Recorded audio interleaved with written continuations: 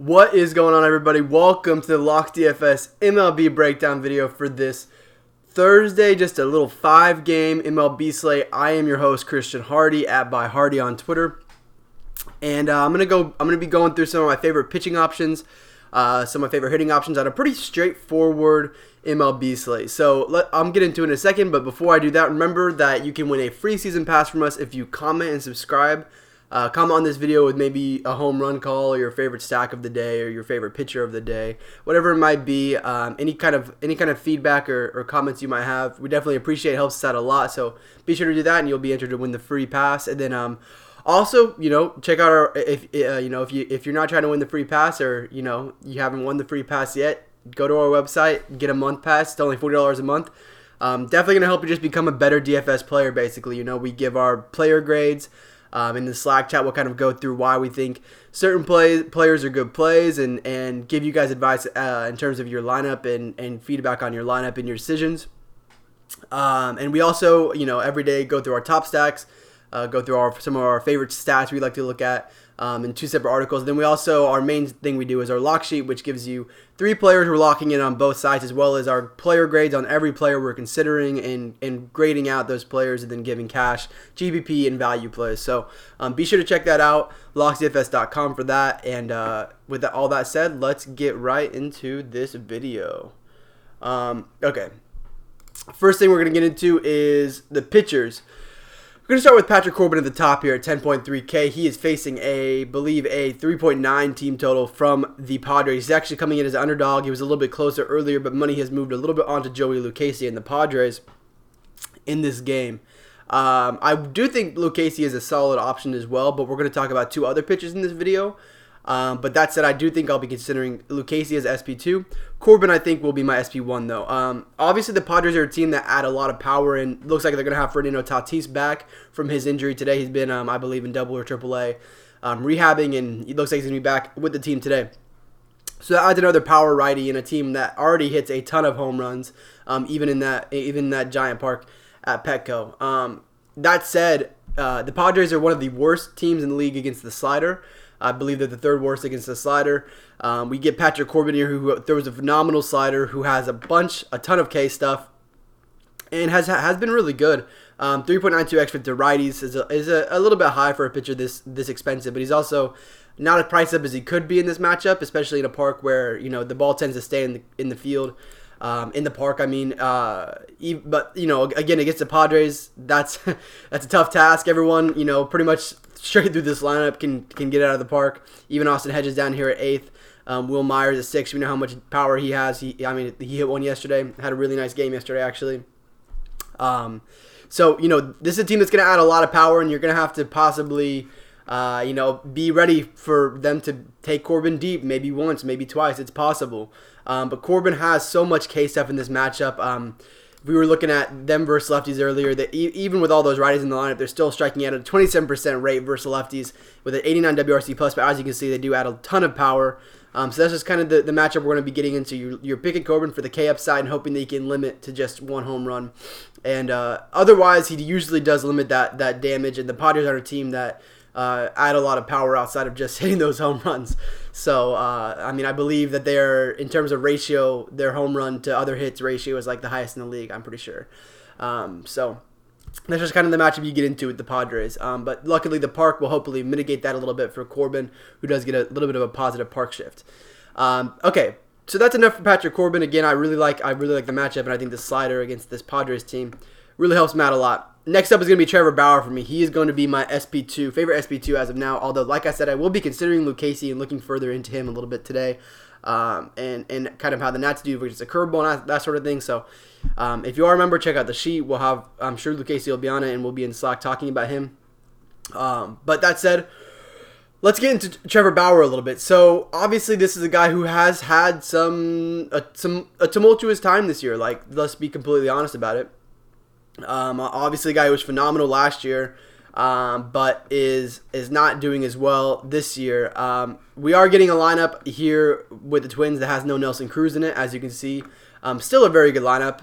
You've got CJ Cron batting all the way down here at 8th. So, and Williams Astudillo batting 9th, Scope batting 6th. I mean, it's a good lineup. Let's be completely fair. Bauer's also a very, very good pitcher who, again, just like Corbin, has a lot of K stuff.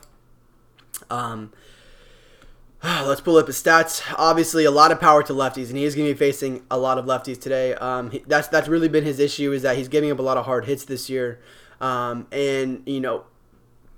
Really, it really is a similar situation to Corbin, where he's going to likely give up a decent amount of hard hits, but has so much K stuff that he can hopefully make up for it. If we pull up his, and another thing we need monitoring with Corbin is this. And this is Casey Bogus Law on Twitter. I really recommend looking at this every day. It's a quick little primer on kind of the slate. I don't think he gets enough credit on Twitter. I really like this piece, but 13.2% walk rate. Hopefully that continues to come down. That's just really unacceptable for a pitcher of his caliber. Obviously, you see the 27% K rate there. It's phenomenal. It's great. But he's got to bring that walk rate down. If he can do that, limit base runners, that's gonna do wonders for him. Obviously, he's got a great swinging strike rate. Look at the last 2 games: 15.6% swinging strike, 18.9%, both in decent K matchups. So the Rays actually don't K that much versus righties, but obviously against the White Sox. I also really like the price on Bauer at 9.4K. He is facing a 4.2 team total for the Twins, so he's getting quite a bit of respect from Vegas. And if you want to look for someone cheaper, it's pretty much just going to be between like Jay Happ, who has not been good this year, but he is cheap at 7.8K. He's been around that price for a while, and Luke Casey. Those are kind of the 4 guys I'll be considering on this slate, but I do think my 2 favorite are going to be Corbin and Bauer. Just really like the K upside that I get from those 2. Those are my 2 top pitching options on the slate. And really, the hitting options basically explain themselves. I mean, the only thing I wanted to talk about outside of the 2 obvious spots, which, I mean, if you just look at this slate, Edwin Jackson and David Hester pitching. So it becomes pretty obvious where the top 2 spots are. We'll talk about those 2 pitchers in a second. Just wanted to mention real quick, obviously Ohtani has been slumping. And people are starting to really notice that. That's why the price has been down on DraftKings. But 3.9K for Ohtani against Mike Fiers, fly ball pitcher in a park that is not really. It's a middling park. Actually, it actually slides a little bit towards hitters. I think this is a good spot for Ohtani again to take the value on Ohtani at 3.9K.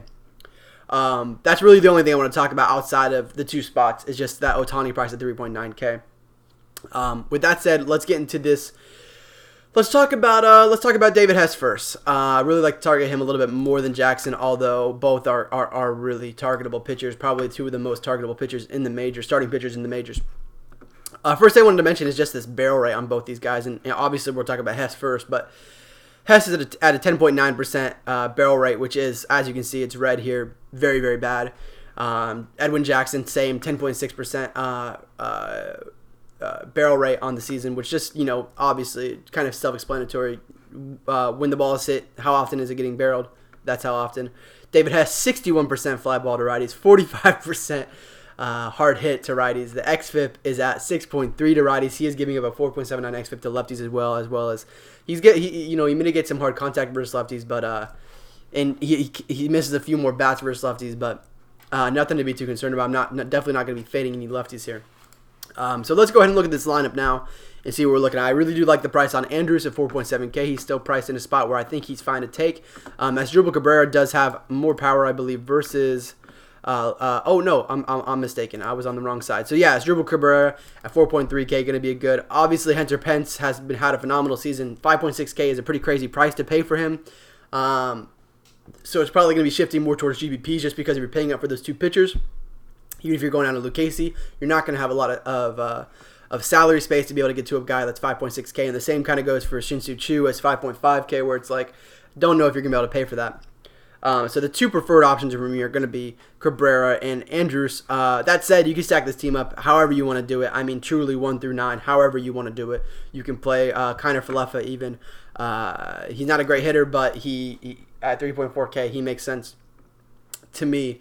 Other side of this game is okay to target as well, but I'm not sure about all these prices. I like that Alberto price, but outside of that, Mancini, Smith, Nunez. Really hard to pay for those guys. Chris Davis, 2.9K is going to be a great value option versus Ariel Jurado. Although Jurado has looked a little bit better this year than he did last year, limiting a little bit better contact than he had last year, basically. Okay, with that said, hopefully that kind of gave you a breakdown of the Rangers. Obviously, mostly for GBPs because it's going to be tough to pay these prices. But if I ranked point per dollar, I'd go Andrews, Cabrera, probably Mazzara, Santana, Pence, something like that. Really like Mazzara as well. I should have mentioned that. 4.7K. I think that's a very fair price to pay for him. And next up is going to be Edwin Jackson. As I said already, over 10% barrel rate. Just got absolutely decimated in Coors the other day. He's got a 6.5 X righties, 50% hard contact rate, 35% fly ball rate. If we look at his plate discipline, I'm pretty sure he is just not missing bats, 8.1%, well under the league average. So Edwin is just extremely targetable. And you can basically play whatever Yankees you want to play, similar to the Rangers. And with these prices on the Yankees, they are a lot more favorable than those Rangers prices where Shin-Soo Choo is super